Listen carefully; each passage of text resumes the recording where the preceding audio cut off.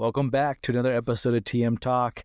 I'm Professor Tommy. I'm joined once again, as always, with my co-host, Professor Ashley. And we are reaching for the evolving skies this episode as we look at evolving ourselves in this podcast and what we kind of do in the future of the podcast moving forward. But also with the 30th anniversary of Pokemon and see how that's going to evolve the format for us and the way you enjoy Pokemon and things like that. So a lot of things going on here and a lot of things that we have to talk about. Super excited to do that with you all today, especially also as we take a preview at EUIC that is happening this weekend, Pokemon Day, which will be happening at the end of the month. And then we're going to introduce a new section of the podcast to you called Professor's Lounge, where we will cover some of the rulings or gaming information that goes on within the Pokemon Professor library of information, and we'll kind of discuss that a little bit. But we'll also bring back a fan favorite guest, the TM. We'll do that as well. We'll see if I can tie Ashley's score right now of 1-0 to me, but we'll do all that here in a little bit. But before we jump into all of that, Ashley, how you been doing so far? I'm exhausted, but I've been doing all right. Today, particularly, I'm running on about 2 hours of sleep. I've been forcing myself to stay awake all day so I can get back on a normal sleeping schedule because the work trip messed me up, and then staying up all the weekend.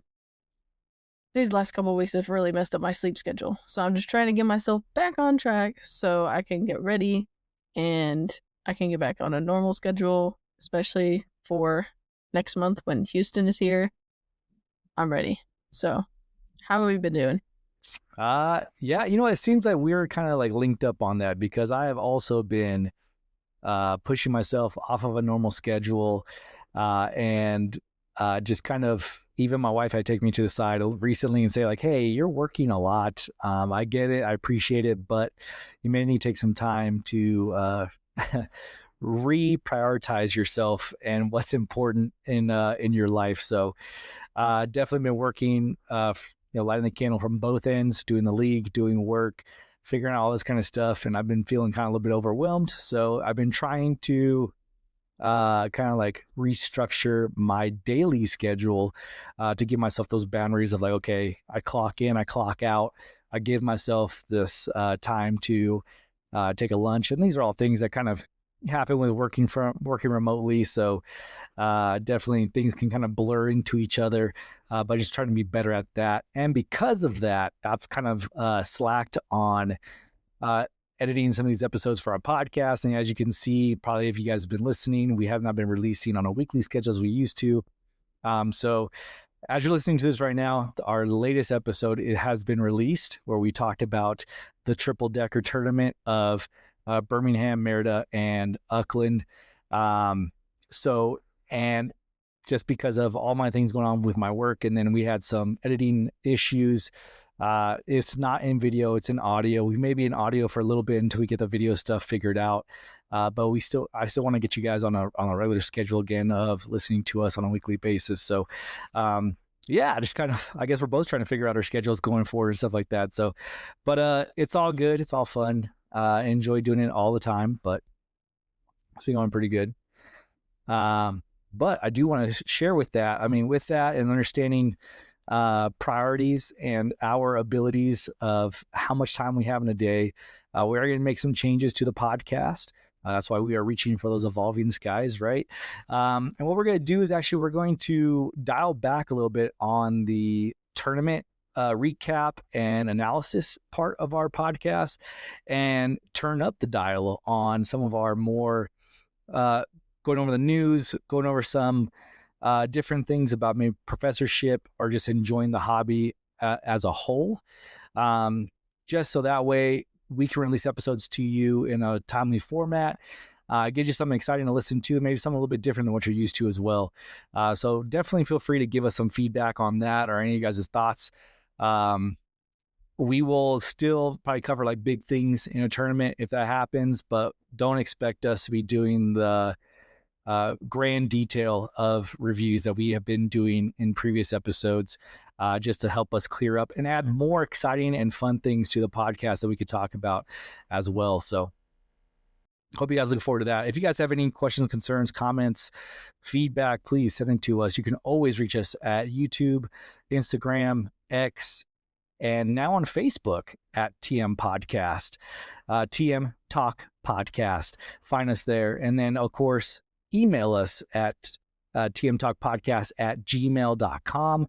Looking forward to those. If you want to send your messenger ravens, you're going to have them do a quick detour to the Facebook page or to one of those social media sites. But feel free to hit all the buttons as well. That's how you can get to us on how you're listening to this podcast. So like, subscribe, make sure you hit that bell notification icon.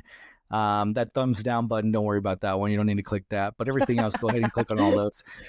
But yeah, looking forward to hearing your guys' thoughts on that as we move forward. And hopefully you guys like the new format of the episodes too as we push them out. So without further ado, talking about that, the big news in Pokemon right now is the Pokemon 30th anniversary this year. I think a lot of us have been expecting for like this grand news to drop, like what's going to be new, what's going to be exciting, what's going to be fun. And we got, we had this teaser for a whole month about this Super Bowl commercial that they were going to release, and it came out. For those of you that didn't watch it, it's all over. It's actually on Pokemon.com. You can go and check that out there. It's on X. Pokemon released it and did a press release with it as well. It had a bunch of international stars, Lady Gaga, Trevor Noah, and then some other international stars out there talking about their favorite Pokemon. It seems that that's kind of like the brand or the message for this 30th anniversary is what's your favorite Pokemon, right? There's over 1,000 Pokemon out currently, with more to be discovered here coming up. So definitely more than enough to go around about you to decide which is your favorite. And everybody can have a different favorite. Everybody can have a lot of favorites and kind of combine yourselves like that. But yeah, so what was your thoughts, Ashley, on that Super Bowl commercial, on the press release about that? What are your thoughts about this 30th anniversary so far in general? So I had been waiting all night to watch that, and I kept asking people if they were watching the Super Bowl so I could figure out when it was going to release. And then Pokemon shared it, so I pulled it up and I was like, all right, it's time to go. This is going to be big. And I watched it. It was not at all what I thought it was going to be. I don't know what I thought it was going to be, but I just thought it was, like you said, it was going to be something really big. And it wasn't like huge news, but it was super nice though, because sometimes we forget to focus on like what our favorite things are and what our favorite Pokemon are. And that's part of the hobby. And sometimes we get too wrapped into one part of it and we neglect like another part of it. So it was kind of nice to see some of the favorite Pokemon from some of the stars. The one that surprised me the most, spoiler alert if you haven't watched it yet, one of them, their favorite Pokemon was Zygarde. And that was actually surprising. So it was kind of nice and refreshing to see a different take from somebody else, because, we typically hear like Pikachu, Charizard, Gengar. But there was a couple of them in there that weren't like all the ones that we hear all the time. So it was super nice. And the day and night, I'm really curious what they're going to end up doing with that, because they announced that at the press release after the commercial aired, but they didn't give us like anything except like that one of them is going to be something to do with like kids and their family, and then the other one is they just kind of left it open, like we have no idea what this is going to be about. So it'll be super interesting to hear whenever they finally announce what it's going to be about. Yeah, for sure. And I think you bring up a great point, right? I think all of us that maybe we played Pokemon for so long and we've gotten kind of a little bit jaded from the hobby aspect and just really think about the competitive aspect. I think a lot of people, especially like in the TC community that we're tied to very closely, everybody's expecting, okay, there's going to be like a new set. There's going to be like awesome Pokemons that come out, powerful Pokemon or something special that we can collect for this set and those things. But it seems to me that Pokemon's kind of taken a step back and made it more about what have you enjoyed in the past 30 years? I mean, you've been playing or enjoying or celebrating Pokemon for 30 years. Some of us, that's the majority of the time we've been alive, maybe even more time than you've been alive, right? That Pokemon have been around. So, really kind of taking a look at that and saying, what's your favorite Pokemon? You know, that, and it's funny because that's a question I always ask newcomers to the league. Hey, what's your favorite Pokemon? Just kind of break the ice and figure that out. And I think that's what Pokemon is trying to do. I'll read you a little bit from their release that they did on Pokemon.com, where they talk about this year marks Pokemon's 30th celebration. As we begin our year of festivities, there's just one question on our minds. What's your favorite Pokemon? Throughout 2026, there'll be all sorts of ways for fans everywhere to share their answer to that important question. Let's check out some of the upcoming opportunities to celebrate the diversity of Pokemon and bring the trainer community together. So they've kind of announced a couple of these things. One thing that they announced, of course, is that it started with "What's your favorite," which is, I mean, if you checked out a couple different card stores or like video game stores, especially like GameStop and things like that, they have these like "What's your favorite Pokemon" posters and kind of like all that kind of stuff up. And they launched this with that commercial from the Super Bowl. Other things you could do is on Pokemon Go, there's now a "What's your favorite" feature. So you can share your favorite Pokemon on social media with Pokemon Go's new "What's your favorite Pokemon" photography feature. You can now strike a pose of nearly any Pokemon, snap a pic, and show your favorite to the world with hashtag Pokemon30. You don't need to log in or even have a Pokemon Go account to use this new feature. So that's pretty cool because Pokemon Go is its 10th anniversary this year. So definitely it's been around for some time. However, it doesn't have all the Pokemon that have ever been released in all the video games and things like that. But this "What's your favorite" feature in Pokemon Go allows you to take a picture with any Pokemon, over 1,000 Pokemon. Take a picture. They want you to hashtag and share that on all your socials, and start getting the celebration going about visiting Pokemon and enjoying Pokemon for 30 days. And as Ashley mentioned, they also talked about this Pokemon Day Out and Pokemon Night Out. So throughout the year, fans will be able to come together in real life during Pokemon Day Out and Night Out experiences, specially designed to give fans of all ages the ability to connect with fellow trainers in interactive and immersive ways. Day Out events will feature family-friendly activities and programming, while Night Out events will have fun surprises in store for longtime fans who grew up with Pokemon. More details on both Day Out and Night Out will be announced in the future. So there's a couple different things right there, right? So Ashley, what are your thoughts so far on like the Pokemon Go feature? Have you used that yet? Have you seen it? What are your thoughts? And then you already talked about Day Out, Night Out. What would you like to see from Day Out and Night Out? If you could have Pokemon's ear, you talk to Big Pikachu and you say, this is what we should do. What are your thoughts on that? Okay. Well, first off, I actually have kind of used the new feature in Pokemon Go. As soon as I saw that it was available, I opened my app and I was like, all right, where the heck is this at? But I opened it and you can pick any of the Pokemon that you have. But something else that's really cool, in case you don't know, they actually have like sets of 3 different Pokemon. And there's like the Paldea Pokemon, and then they have like pink Pokemon, and then they have like flower Pokemon. They have different types. And you could just pick a group and just take a picture with the group of Pokemon. So I thought that was actually really cool. I haven't actually got to do it. It's kind of hard to take a picture by yourself like this if you're not in selfie mode. But so I haven't really got too far into that, but I am hoping to be able to use it this week, and it looks really fun. As for the Day Out, Night Out, I think it would be super cool, like to have kind of like a Pokemon dance party. Like that's literally for the Night Out. That's the first thing that comes to mind, is like a Pokemon dance party with all like the Pokemon songs, like a DJ with all the cool stuff, and maybe some Pokemon making some appearances somehow or some way. Mm-hmm. I think that'd be kind of cool.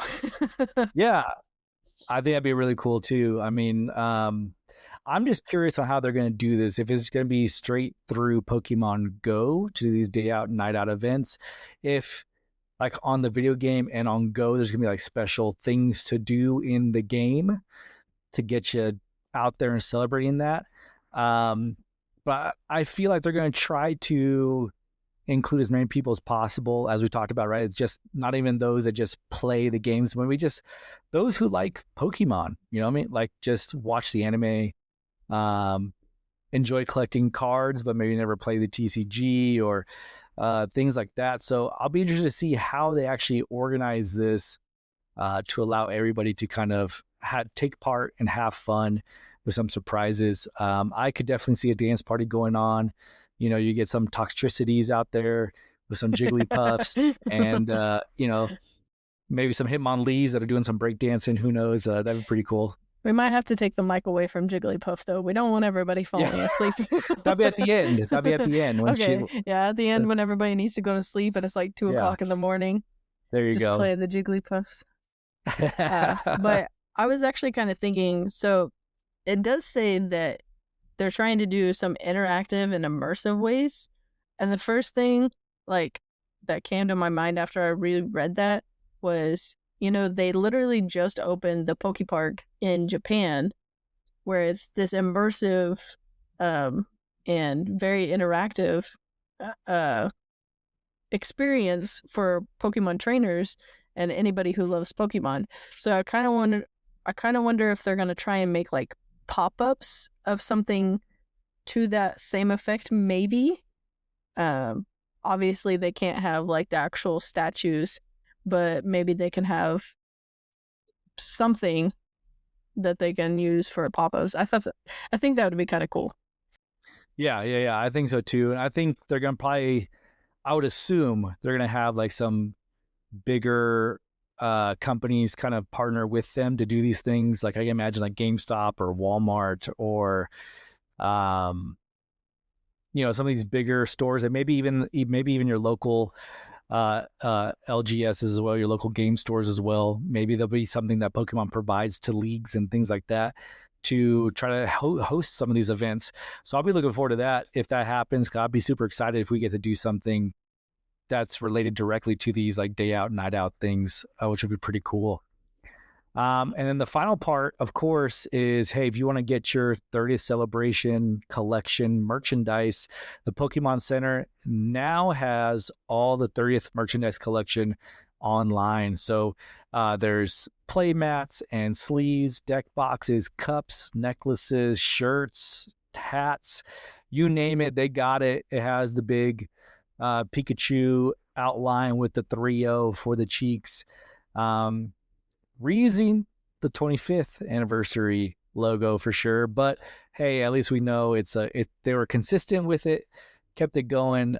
So that might be what we get all the time for these anniversary collections, is that symbol. But it's cool nonetheless to see all the stuff that's out there in the merchandise store. So yeah, I mean, like I think like we said, we were hoping for like some exciting, like, hey, here's some concrete stuff, this is what we're doing. I know it's only February, so maybe we're asking for too much too soon. We have the whole year for this, but I feel like they've given us a lot of like teasers of like, hey, stuff is coming, but when is it coming? When is it happening? We want to go out there and shake our tail feathers with Gyarados and the rest of the crew. So let us know what's up. When can we do this? So, something I think that I felt like I was kind of expecting was maybe them to start teasing Gen 10. I think that's kind of what I was thinking, that they were going to announce at this big reveal. But I honestly think that it'll come later on in the year. I think we'll see some part of Gen 10 this year at some point. Yeah, hopefully. So that'd be pretty cool.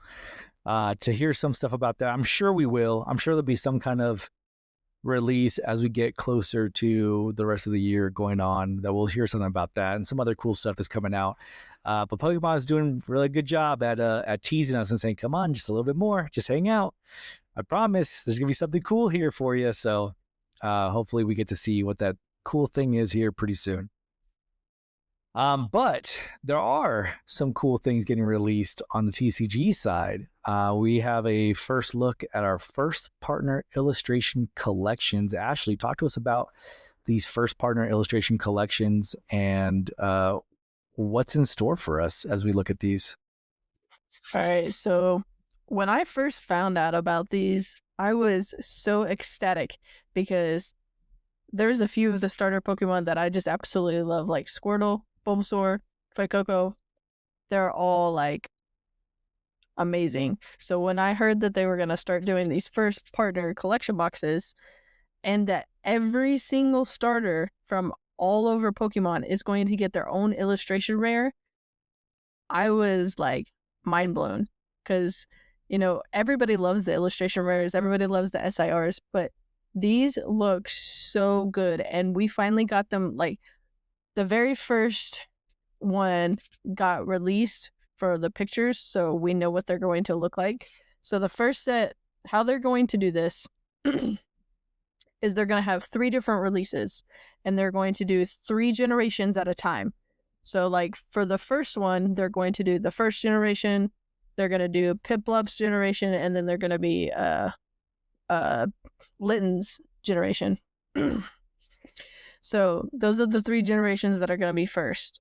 And you're going to get, I believe it's 2 packs of cards, and then 1 pack, which is going to have 3 different illustration rares. So it could be one of those 9 Pokemon. So I think that I'm wondering if they're going to do just like 1 gen, or if they're going to mix 1 from each, how they're going to do that. But it's going to be 3 different illustration rares. So you're probably going to have to buy a couple of these if you want to complete the set. But it also comes with a sticker sheet, which has all of the 9 Pokemon that they're going to be doing at the same time too. So what do you think about the art on these, Tommy? They're looking so good. Yeah, I'm super excited about these. So these first ones will be released on March 30th, I believe, in North America. They're going to have Kanto, Sinnoh, and the Alola region starter Pokemon. These illustrations look amazing. They have gym badges of their generation behind them, along with like some kind of iconic symbol from some of the different locations from those games. You'll even see their Pokédex behind it looks like the first, number 1 in the Pokédex of that area. So like with Bulbasaur, for example, you had the Pokédex in that one. Turtwig has the Pokédex in it, and then Rowlet has the Rotom Pokédex in that illustration as well. But a lot of cool, like, little throwback shots on all these illustrations. Super cool. They look beautiful. Instead, definitely something that I think anybody would be excited to add to their collection. But as you said, right, you're going to get 2 booster packs, and you're going to get the 1 booster pack containing 3 of 9 illustration rare promo cards. So I don't think there's a way to tell what 3 you're going to get. And maybe even, I don't even know if maybe you'll get the 3 of the same region. So that would be interesting to see how they kind of like pair those up. That's what I'm wondering, how they're going to end up doing that, because it's going to be crazy trying to find all 9 of them. Yeah, for sure. So super cool. I'm excited for it. These are super awesome. Like I am a Kanto region lover by heart. Nothing else can tell me that there's any other region that's better than Kanto. So like Bulbasaur, Charmander, Squirtle, seeing them and getting, like, those would be the ones I'd be looking for. Of course, the other ones look super awesome as well. I would definitely love to add them all and put them onto a page in my binder, and the others as well, the other 6 generations, to see what they look like and add them to like a page binder and things like that. It'd be really super awesome to see them. So excited for these all around. It should be pretty cool. I'm excited for these. If you scroll down just a little bit, sure, so I can see it. Yes. I did forget to say that, okay, so these aren't set in stone, but it says presumably Series 2 will feature Johto, Unova, and Galar, while Series 3 will feature Hoenn, Kalos, and Paldea. So yeah, those are, if you're expecting a certain generation, that's probably where you're going to do it. So I have to wait till the oh no, for to get Fuecoco. But it's okay, because I loved Kanto. I love Johto. I love Paldea. So I'm gonna be excited for every single series. Yeah. I'm still pretty interested to see how they're going to do the actual booster pack for the special promos, because I wonder if they're going to like, because there's so many ways you can bundle them, right? You can bundle them with like in their generation. So if you have 3 cards in that promo pack, so you could have like, maybe they can group it by the gen itself or the type. So you might get 3 fire types, or just 3 randos. I mean, that'd be pretty wild. So I feel like this is gonna be one definitely people are gonna try to complete this collection, but it may be a little difficult to do so. So hey, why not? Let's have some more product that people are crazy to get their hands on, and make it really difficult to do so, I guess, right? Yes, I'm gonna definitely try my best to try and get as many of these as I can, so I can help spread the love to everybody that wants to try and open some. Yeah, that'd be awesome, because this is these are gonna be super cool, super sought after. I can just see these getting bought up a lot and going for quite a bit from resellers. So hopefully, people who enjoy the hobby, do it for the collection, and want to get these cards will be able to get their hands on them. So super cool overall. All right. Any more on this, Ashley? Or are we good to move on? I think we're good to move on to EUIC. Yeah, EUIC is our next international championship in the competitive series of TCG, Go, VG, and Unite. And as we make our way to London this year for EUIC, we're going to take a special preview of it. Of course, if you want to look at Pokemon's own preview of EUIC, you can check out that video on YouTube where they get with a lot of the casters for all the different games. They talk about what they expect is going to come up in that international championship. What are they looking for? What are the players to watch and all that kind of stuff? But we're going to do kind of our own, because I love the ICs, the international championships, because I feel like it truly is like a tournament like no other, where you can get everybody together, best of the best, really see how it plays out for every different game. And what I'm really excited for is because they did a little bit different this year, where at least with Pokemon Go, there's a limited meta involved at every IC. So LEIC, they did it where they had a limited meta. And so the Pokemon that they were using in Go was completely different from what we saw from all the regionals and things like that. And they're doing it again for EUIC. So this is really, really cool to me to kind of see that and talk about that. So for a little bit here, so limited meta for Pokemon Go in EUIC is going to be that the trainers are going to be permitted to use most normal, bug, dragon, and dark type Pokemon, as well as Seaking, Politoed, Milotic, and Frostlass. However, any Pokemon that is also flying, fighting, or steel is not permitted, nor are Wigglytuff, Chansey, Crustle, Diggersby, Ribombee, Araquanid, Turtonator, Morgrim, or Morpeko. Ultra Beasts and Mega Evolved, Legendary, and Mythical Pokemon are prohibited too. So there's only going to be really a handful of Pokemon that you can actually, a handful of Pokemon types that you're going to be eligible. So it's kind of cool. There's an article on Pokemon.com written by Inadequates himself about what to expect at the EUIC. It kind of breaks down the Pokemon Go meta. It talks about a lot of the each type and like what kind of roles they would fill, and can give you some kind of spotlight Pokemon for each of those to kind of talk about which ones you think. So there's Spidops here, Grimmsnarl, and Dragalge. So this one's also being a poison type, makes it stronger against bug. So it gives additional and valuable defensive strength. So that's pretty cool. Like he has kind of spotlights on those, some other Pokemon as well. And then kind of what are at stakes, of course. And then he also gives you some Pokemon Go players to look at through the whole tournament from the different regions as well. So pretty cool article overall. If you have a chance to check it out, go ahead and check that out. But that's what I'm really excited to see here, because with Pokemon Go, to see this limited meta is really going to shake things up, makes you really kind of think outside the box about what's going to do really well. And it's something that you don't have to like. They don't. You get time to prepare in the battle league on Go, but it's not anything you normally compete with. So, looking forward to how that works out. So, what are your thoughts on EUIC, Ashley? Not just Go, but on any of the games? I think it's kind of interesting that they are going to do like the limited meta on Pokemon Go. Because it'll definitely make for some interesting matches, I feel like.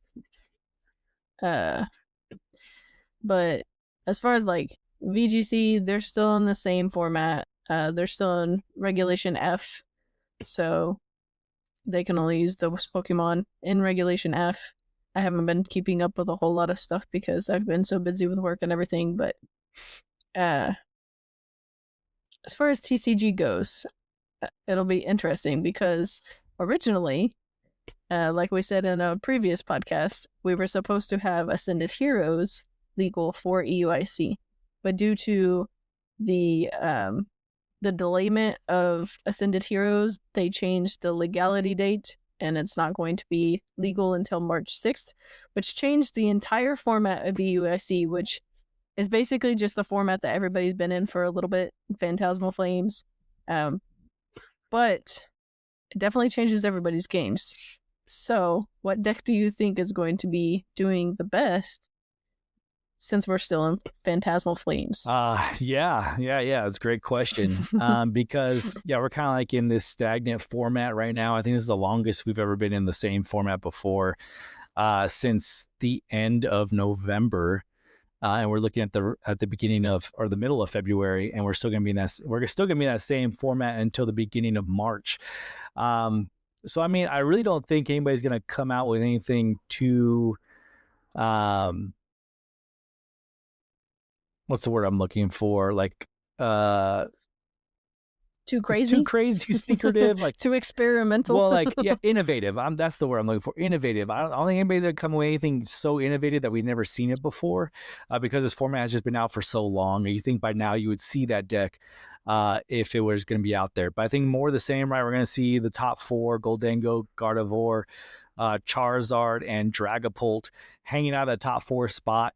What will be interesting for me is to see the rest of the field, what kind of comes up behind them, because that could really shake some things up with like Grimmsnarl doing so well, Dragapult, Charizard getting on a tear. So combining two of those big archetypes together to create this super crazy deck, to see how well that will do and see if those competitors that champion that deck will be playing that at EUIC, because we do have a lot of the Denmark crew that does run that: Jesper Eriksson, Oscar Madsen, and their friends and compatriots there from that side of the pond definitely do play Dragapult, Charizard. So do a lot of the juniors and seniors that we may be seeing there as well. So trying to see what that would look like. But also like Enzorark probably is going to take the biggest hit, because I think a lot of people were looking to play that. But now that since the Nzekrom is not going to be legal for this tournament, I wonder how many people actually decided to put that deck down and pick up something else. I would love to see something different come up through the meta, shake some things up. Like we had at LAIC, I think we kind of counted Charizard down and out at that time. And then it had a fabulous run by Gabriel Fernandez at LAIC. Ultimately, that ended in controversy. But seeing that deck kind of come out and make its way up through that tournament gave me hope for like EUIC. Maybe we'll see a resurgence of another deck. Maybe like, I don't know, Raging Bolt. Maybe this is the tournament that Raging Bolt takes it all down, or even Terrabox or something like that. I mean, because like Eevee's Flareon, or Flareon box with Knocked Owl and all that kind of stuff in there, has been making some rounds with Emma Hagen being one of the big champions of that deck. Who knows, maybe other people pick that up as well and kind of shake up this meta a little bit. What are your thoughts on some of the decks that are going to be out there, Ashley? I do agree with you that I think we're pretty much just going to see the same few decks that we have been seeing. And I think the biggest thing that I'm curious about is what deck do we think that's going to be the most played, because I believe the last one, one of the last big tournaments was Goldango was one of the big plays, and it was the most played. So is Goldango still going to be the biggest played deck, or are people going to start switching it up? Because just like we've talked in a past podcast too, uh, EUIC and like LAIC and NAIC, they're from different regions, and different regions have different decks that dominate that specific region. And since we're going to be in Europe, I'm curious if there's going to be like a lot more Terra Box, like you said, the EV Box. I know those are big over there. What else? I mean, Charizard once again is a big, Yeah, Charizard. big players, big predominant players that love Charizard and play Charizard a lot there. But that's because it seems like there's not a lot of Dragapult Dusknoir players that are over there in EUIC. But now with the way that the like World Championship format is structured, it's not really contained. Excuse me, it's not really contained to the region itself. I mean, we're gonna have so many players from around the world coming here, so maybe that might shake up the meta as a whole, and that went into so many people's meta analysis. Is like, oh, you know what? I can't just think that Dragapult's going to be 13 or lower. It might be 15, 18% if we have North American players come over, Australian players, Japanese players coming. So I definitely see Mega Absolbox making a stand as one of the top 6 decks that are going to be out there. Grimmsnarl for sure.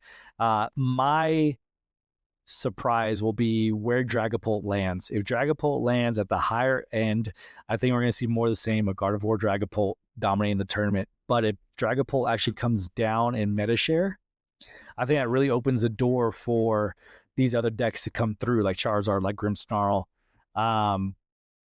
even Goldango to make a better run into the top cut of this EUIC. So interested to see how that all plays out. But as we talk about the different players from around the world that are coming out there to EUIC, what players do you think, Ashley, are we going to be looking for? Where are these highlight players that we should be looking out for? Do you have any dark horses that maybe we haven't heard of before that we should be aware of? So with it being EUIC, we're definitely probably going to see Tord. I feel like Emma, who else?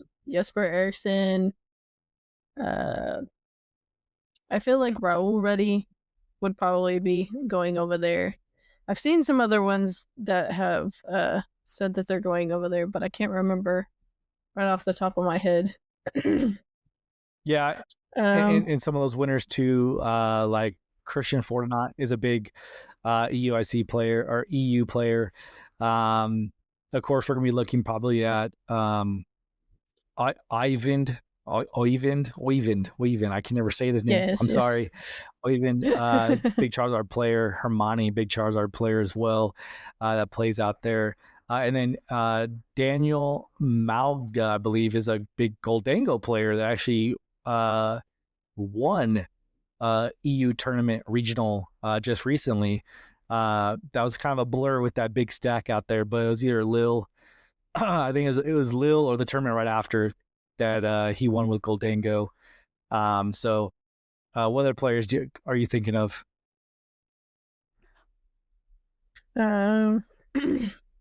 I had to open up Limitless so I can remember which ones I'm trying to think for sure. of. And it'll be interesting too, because it's never like a sure thing. We don't really know exactly who got into EUIC, who's making their way. We can only make some predictions about who we think so.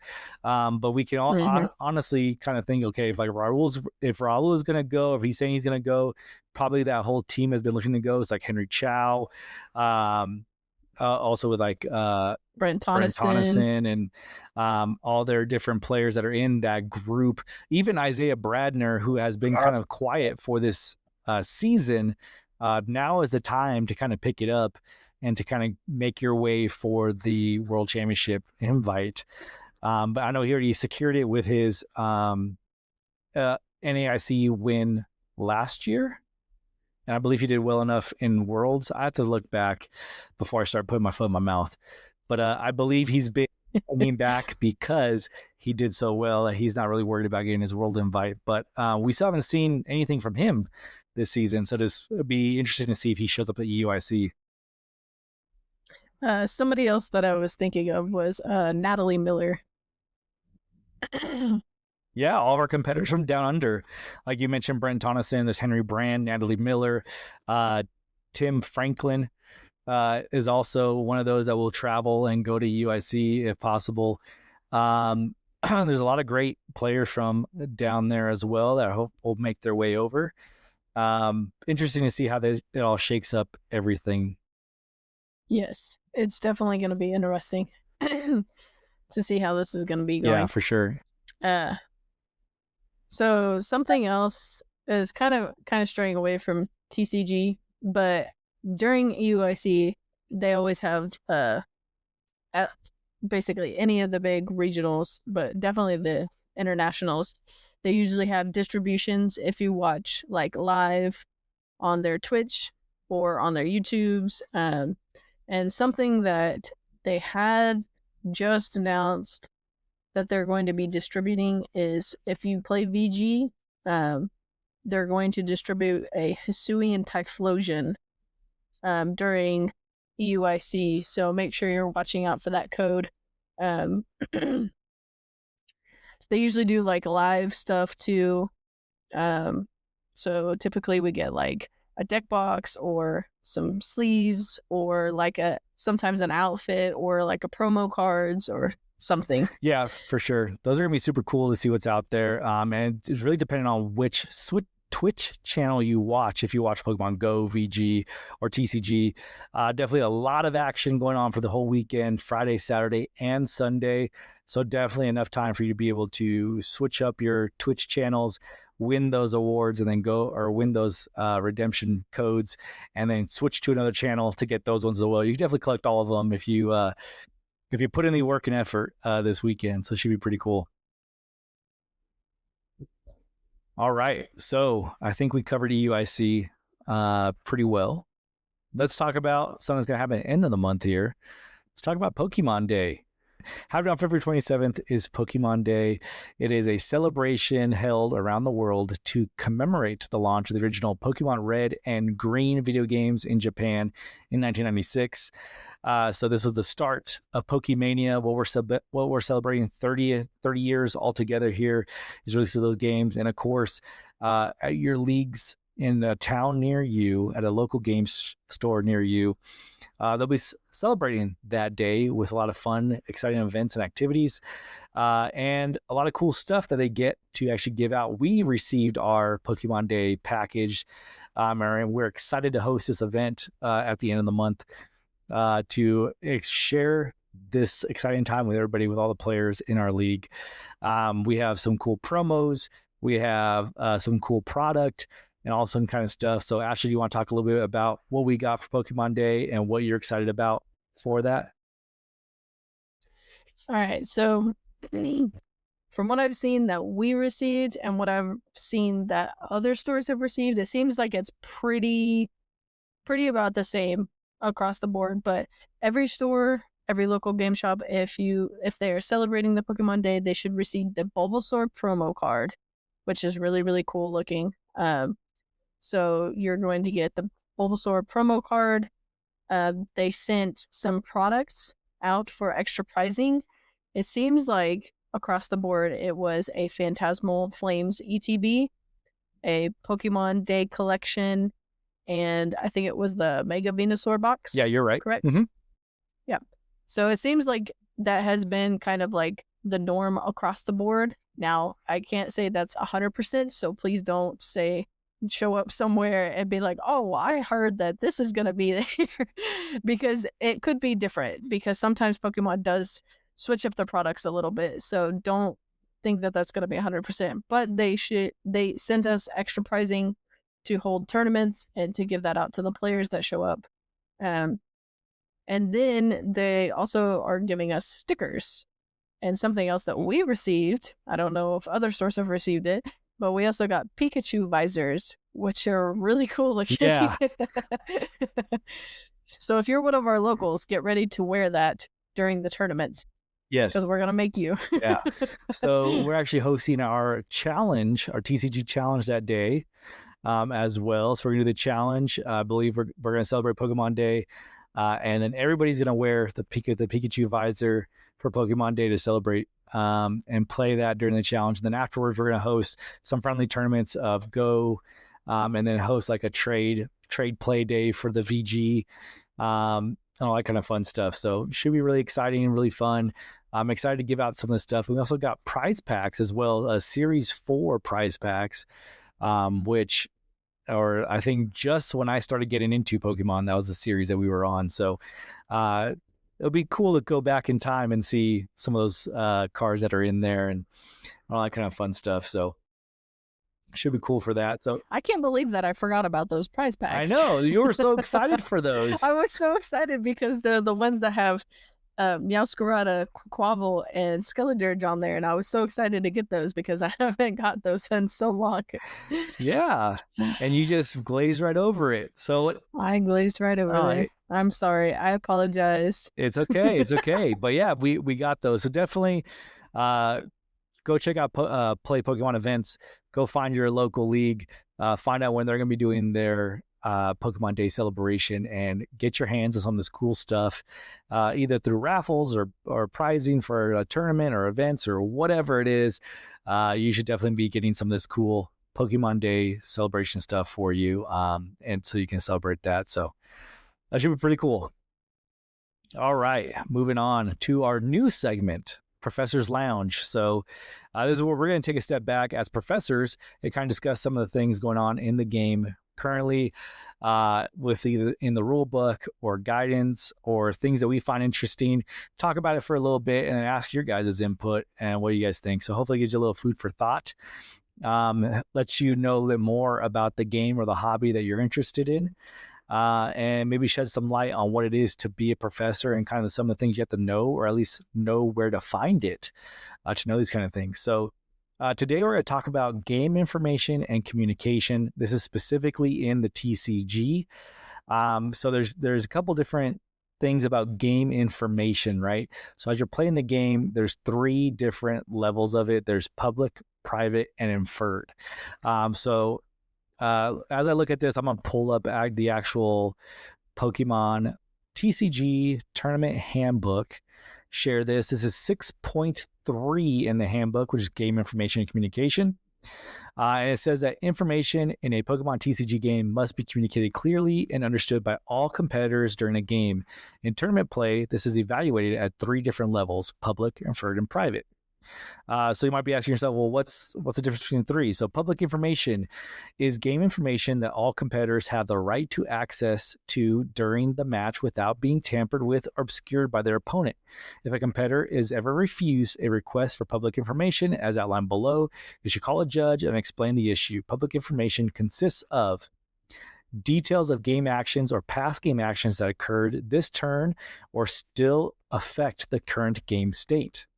Number of cards in a competitor's hand or deck, cards revealed to validate game actions taken this turn, the name and text of any card in play, the number of damage counters and condition markers on a given Pokemon and any special conditions that Pokemon currently has, the number of prize cards a competitor has remaining, usage of once per turn, it's like energy attachment, supporters played, stadium played, retreat, etc., or once per game. This happened more with GX attacks, V-Star powers, etc., game actions. The current state, so attached to, in play since that competitor's last turn, ability used, basic, evolved, etc., or zone, so the discard pile, bench, active spot, lost zones of any card. The game score of the current match. So there's a lot of stuff to go through, but public information we kind of take for granted. It's everything that you can see that's available to you. So anything that your opponent has played is in their discard pile, as far as like supporters, items, Pokemon that were out, things that discarded and things like that. That is public information. So you can always take a look at those cards, see what cards have been played, see what resources are available to your opponent, and also all the statuses of out in play Pokemon, right? So the HP remaining, the status like, are they affected by any special conditions? What abilities do they have? What does that ability mean? Is that Pokemon being able to evolve or not evolved, so on and so forth. So all those kind of things that are out there in view, that are in play, both players have the right to see all of that information. So that's something definitely that you have to keep in mind of, is as you are playing, that you have those resources to take a look at to be able to get a better understanding of the board state and the game state, things like that. Anything you want to share on public information, Ashley? I think the biggest thing that I was going to just say is, if like it says, if you're having a problem, call the judge. Because there are certain people that you may have to ask multiple times. Like if you have, let's say, vision issues, then you may have to ask about that public knowledge a little bit more than somebody like me who doesn't have any vision issues. And some of your opponents may get a little bit defensive about it. They may just get annoyed. But if you're having a problem, always call the judge. Exactly. That's the biggest thing I was just going to say about that part. Yeah, for sure. And definitely be mindful of that too. If you are playing and your opponent is asking you these questions, it's definitely their right to ask you those questions and to get that understanding. Make sure that, hey, the Pokemon game, all games of Pokemon are available to everyone. So no matter what status, what special conditions or statuses they may be under, they still have the ability to play the game and enjoy it just as much as everybody else. But that may mean that as their opponent, you may need to provide more information, more guidance to them, because they just don't have the same abilities as we all do to be able to take in that information at that the same way that somebody does. So remember that as you play, that those are the things that are out there. That is public information that is available to everybody, and that nobody, as it says, it cannot be tampered with or obscured by their opponent.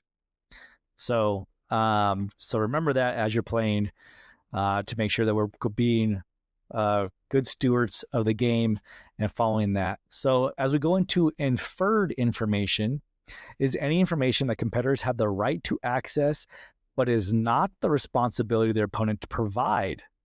So inferred information consists of the characteristics of all objects in play not defined as public information. So Pokemon TCG rulebook rules, tournament rules, handbook, rules and policies, and localized card text of any card in play or revealed during the course of a match. Cards are considered to have their localized text on them. So what does that mean? So that means that pretty much the characteristics of all objects in play not defined as public information. So like just the rules in the handbook itself and the tournament rule book, like it's not your opponent's job to read you or inform you of every rule in the handbook or the rule book, and all those kind of things. And also card texts are considered to have their localized text on them. So if you're playing in an international, an IC, you may be playing against an opponent that has other cards in other languages. So therefore, you have to infer that that card works the same way as it would in your local text. And so Pokemon tries to do a very good job of that, making sure that translations work the way they're supposed to and things like that. Any other thoughts on inferred information, Ashley? Anything else that you can add? Not there. Okay, cool. And then finally is private information. So private information is any information that only the competitor themselves should have access to during the course of a game. Private information consists of any information not defined as public or inferred information is considered private information, such as the names or text of any unrevealed cards in your hand and the current content of a competitor's deck. So that's really like the private information, right? Like, so that's why on an Ultra Ball search, it says, hey, you discard two cards. You may search for any Pokemon in your deck. because your deck is private information, you could always look for that Pokemon, search your deck, and then be able to fail that search because it's not common knowledge that you do or don't have a Pokemon in your deck at that time to search for. And then also, too, revealing your hand. Definitely in your hand is private information. Now, there are some cards that have been played before, and that, like, for example, let's take the supporter Eerie. Eerie states your opponent reveals their hand, and you discard 2 item cards from their hand. So at that point, yes, the opponent does reveal their hand to you. You then discard 2 items, and now you have the inferred information of, okay, what's left in their hand. However, it's not your opponent's job to tell you those cards again to you, right? Same thing with anything else like that. So I think that's pretty self-explanatory, right? So what about private information for you, Ashley? Basically, if your opponent sees the backside of the card, it's private information. That's Yep. the best way to. Great way to remember it. That's the best way to explain it. Exactly. Good job. So there's the last part here of this one, which is effective game communication. So during the course of a game, competitors are expected to communicate effectively. They are to do so by communicating any game actions or changes to public information as they occur during the game. If competitors notice a mistake within any communicated public information, they are expected to call it out as soon as it is noticed. Should this action result in a gameplay error, a judge should be called immediately. Representing public and inferred information correctly. Purposely miscommunicating to confuse an opponent can be considered unsporting behavior and a procedural error, which will result in a penalty. So that answering questions asked of them by a judge about any information completely and honestly regardless of the type of information requested, to protect inferred or private information, competitors may request to answer these questions away from their game. So that, and purposely stalling or misusing the ability to answer questions away from a game in progress can be considered a pace of play issue and gameplay error. So once again, right, effective game communication. As you're playing, it should be kind of open to what you're doing. I always like to say, like, hey, okay, I'm playing Ultra Ball, discard the 2 cards, put it out there so they can see that, search my deck, get my Pokemon, reveal a Pokemon, put it into my hand, so on and so forth, and do those game actions. A lot of players that play pretty quickly, so it's kind of hard to keep up with that, but they should still be telling you what's going on, right? So if they play a stadium and they bump yours, that's okay, cool. So you played a stadium and you're bumping mine. Okay, now you're going to use that stadium, which may be Artisan, to do whatever you want, or to search your deck, not to do whatever you want, but to play those cards as effectively as they can. But there should be some kind of communication between you two about what is changing in the public information, right? So if I'm playing this Pokemon down on my bench, I'm retreating this Pokemon, I'm doing a manual retreat, I'm playing Switch to retreat, I'm playing Turo to pick up this Pokemon. So that way, that public information about, hey, have you used your manual retreat yet? Have you attached to reach? Have you attached for turn? Things like that. Those things should be communicated. And to purposely miscommunicate those to confuse your opponent is unsporting behavior and a procedural error, right? So you can't say, oh, hey, I'm going to attack you with this attack, but really I meant this one. So when you declare an attack, you have to be clear about what attack you're using. So that way it's clear on both sides what's happening, what's the procedures you should be using, things like that. And also being clear when you attack. If you state an attack, but you meant the other one, that's really a procedural error, right? Because you said, hey, I wanted to use attack A, or I said I'm going to use attack A, but I really wanted to use attack B, but you said attack A. If you said that, that's your communication saying like, hey, yeah, this is the attack I'm using. And at that moment, really as a judge, from what I've experienced and what I understand, is that if we get called over for that and you stated, hey, I'm using attack A, but you're like, oh, wait, I want to use attack B, your opponent definitely has the right to call over a judge and say, hey, they said they're going to use attack A, now they're trying to take it back. At that point, as a judge, for me, I would say, hey, look, you said attack A, that was your communication, that was the attack you're going to use. If you want to use attack B, it's up to your opponent. They'll allow you to change that attack. If they say no, then we're going with attack A and we're moving forward with the game pace of play.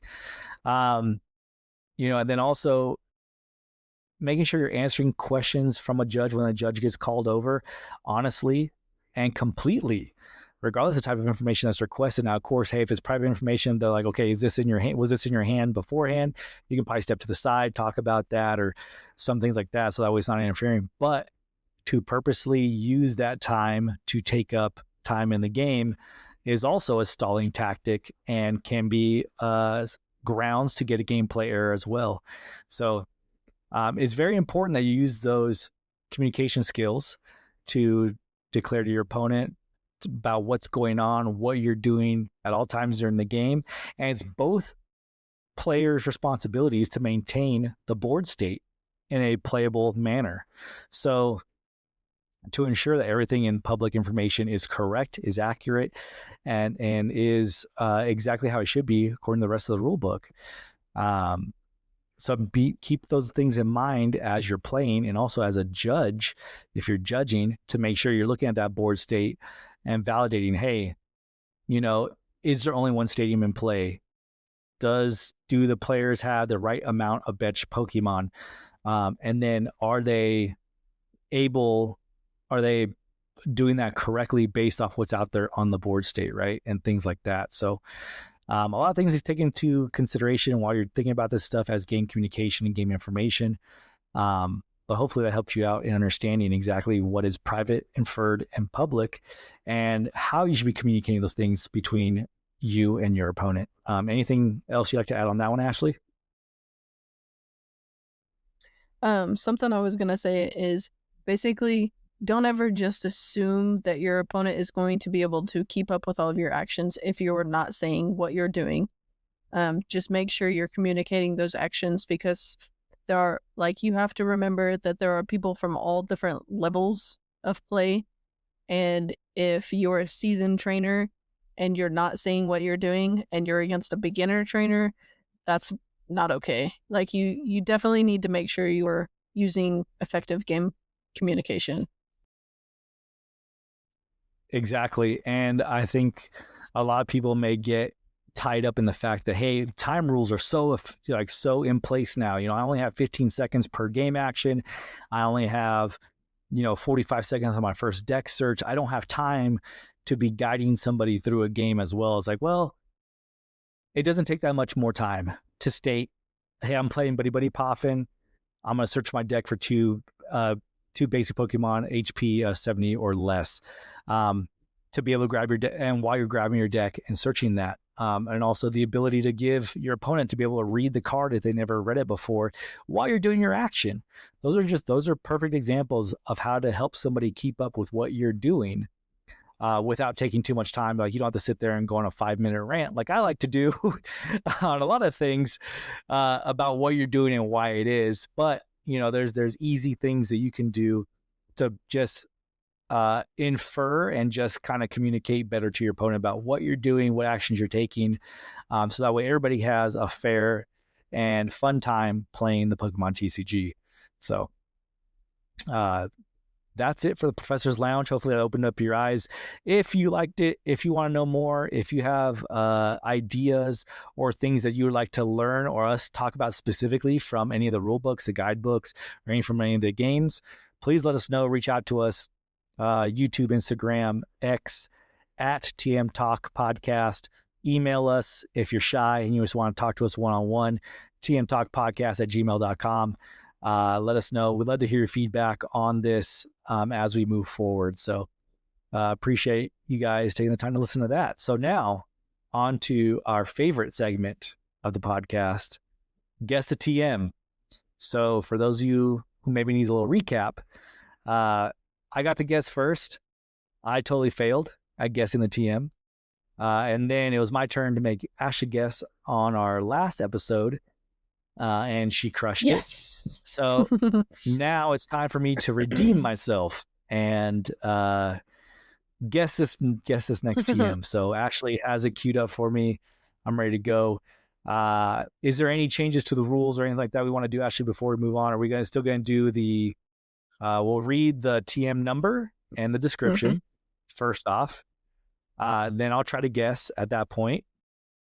If I need a lifeline, you can tell me where we can find it, The type of move it is. the type, and then the accuracy and the power. And then ultimately, the last one I think is what Pokemon can learn it, if anybody can learn it. Yep. Are you ready to try and redeem yourself? Whew. Yeah, I'm ready. I'm ready. Let's do it. First things first. Did you study up, or are you just going back in blind? Honestly, I'm going in blind again. I did not get a chance to look at any of these TMs, but I have been in my sleep imagining Pokemon Red and Blue. I was playing Blue. So you played Red a lot. I played Blue a lot. That was the game I had. So I played Blue probably about 20 times as well because I wanted to get Mew. And then, of course, everybody did the hack where you can like get that weird Pokemon that can break everything. The missing no? So, yes. And so remembering those kind of things, I've been staring at my old Game Boy in the corner and just trying to make my brain remember. So I'm ready. Let's do this. All right, let's go. All right. So, first things first. Hold on. Oh, there it is. That's not TM. It is. All right. So on red, blue, and yellow, it is TM 29. Ooh. So now I'm going to read the description. So yours, again, for some reason, I keep picking the ones that actually have your move in the description. Perfect. So, blank deals damage and has a 10% chance of lowering the target's special defense by 1 stage. Stats can be lowered to a minimum of -6 stages each. Okay. So for people who know moves, that actually helps them narrow it down quite a bit because it's a hit that then lowers the special attack. So that it does.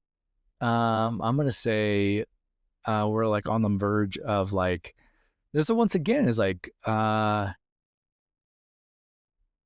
gonna think I think it's a normal move, but it could also be a type of move too. So let me hear the type and the what should we call it, the stats, the power of the and move. Accuracy. Yeah. So it is a psychic type move. It's okay. It is a special category. The power is 90. Accuracy is 100.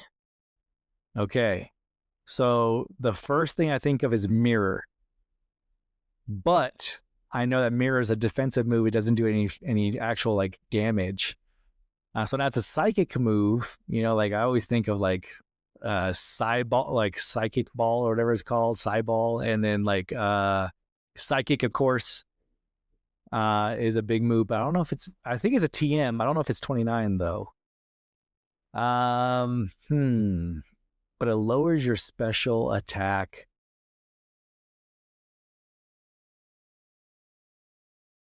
Okay.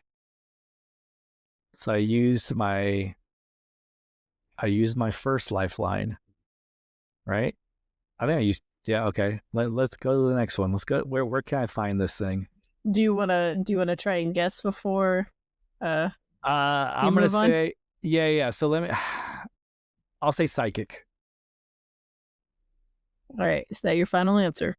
Well, that's my answer before I get my next lifeline. But yes. Well, lucky for you, that is your final answer because that is correct. It is psychic. My gosh! I am the smartest man alive. If I could use memes, I would use that Batman meme where he throws all the batarangs. First try. Oh man, I feel so smart. You have officially redeemed yourself. Now we are 1-1. Yes. Take that, Professor Ashley. So just to see, let's just play along. See if you can kind of guess where you can find psychic. Oh, well then I think you could get it. I think you get it from Sabrina, right? When you beat her, she gives you that TM, or is it HM that they give you, the gym leaders? I always forget. Actually, you know what? Hold on. Does it say? This one doesn't say where it is. Okay, well, maybe never mind. Maybe never mind. Maybe never mind. But I would believe in Celadon City because I believe it's Sabrina's place. Sabrina's was in Saffron City. Saffron, not Celadon. Celadon's the big shopping. Erica was in Celadon. Yeah, that's right. So I think you need to replay through Blue again. I do. Like, refresh your mind. This makes me want to play again, like, honestly. And then I was one of the ones that was always just like brute force. Like, I didn't like any defensive move. I forgot it. I was like, defense, stupid. I'm going for Dragon Rage. I'm going for Psychic. That's a big move that hits for a lot of damage. I was going for like Psy Beam and Hyper Beam. And I was like, and then later as I got older, I was like, oh, like those other moves that, like, you know, that make your opponent's defense lower or their accuracy lower, like stupid sand attack. And I was like, stupid Pidgey, why do you know this stupid move? But it makes sense, right? As I'm watching the VG players, you know, they use those moves ahead of time because then it makes your other moves more powerful. So I'm like, oh man, maybe I should go back. I still messed up Lance in the Elite Four and Gary. I named my rival Gary. Did you? Yeah. But I still messed them up because Hyper Beam just destroys everybody in Dragon Rage. Gyarados is, to me, the best Gen 1 Pokemon there is because, I mean, that thing knows so many powerful moves and it is a freaking beast, except against Ice-type Pokemon. But that's neither here nor there. But yeah, it'd be cool to play the games again. If I had the time. If I could find the time, I would. Yes, for sure. Well, that concludes our Guess the TM. So next week, it will be my turn to guess again, and let's see if I can get it quick like Tommy did or not. See, now you wouldn't have got that if I wouldn't have asked you if you wanted to guess first, because you were just gonna, like, you didn't even guess the first time. You just immediately asked for a lifeline. I did. I was like, oh, let me see what else I can get here. And then I would have, like, if you'd have asked, like, at the end of it, if you told me, like, the Pokemon could have, like, Psychic was the one I was thinking of. Like, Mirror was Mirror first came to mind because, like, the special defense. But I'm like, oh, that doesn't do any damage, though. So, Psychic, I just like that move. Alakazam, just psych the crap out of people. Confusion. Yes. It's a good move. So I did do a lot of you know, like brute force, but I always had Butterfree on my team. Really? Just to sleep, poison, and all that. So I'd put out Butterfree first. I would poison them, and if it survived, I would make them go to sleep, and then I would come out with Gyarados and just mess them up with Hyper Beam and Dragon Rage and all that kind of stuff. So there's my tactics. You had a little bit of a strategy. Yeah. Instead I was just like, yeah, there's stupid butterfly. Get incinerated and then let Gyarados come in and do the rest. But no, it's fun times. But hopefully you guys are liking Guess the TM. Hope you guys are playing along as you're listening as well. Did you guess it? Did you know it was psychic before I did? Or did you not have the psychic ability of myself? But yeah, let us know. If you guys like it, if there's any other things you think we should play or do, or any other segments you think we should add to the podcast, we'd love to hear from you and take those into consideration. So appreciate it. Thank you for being patient with us as we release these episodes. We'll get them back to you at a rapid fire rate to where you will never have any downtime between your TM Talk episodes. But until then, thank you so much for listening. I look forward to talking to you all next time. Ashley, you have any final words for our listeners? Thank you again for always listening to us. Like he said, if you have any cool suggestions, we want to do some more fun stuff. So let us know. We're going to try and come up with some fun stuff but for us as well. But until then, we will see you guys in the next episode. You just used TM Talk. I hope it was super effective for you. Whether you're building a deck or building a league, remember, you've got this and we've got your back. If today's episode boosted your stats, share it with your party. And until next time, keep training, keep teaching, and keep passing that knowledge on.